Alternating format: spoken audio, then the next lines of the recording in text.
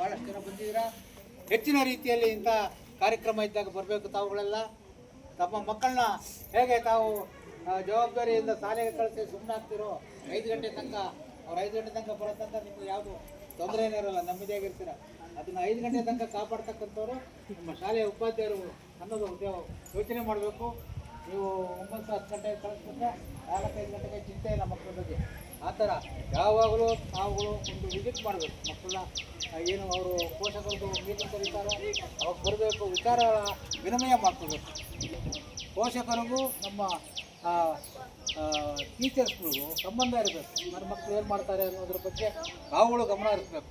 ಅವಾಗ ಏನಾದರೂ ಉತ್ಸಾಹ ಸಿಕ್ಕುತ್ತೆ.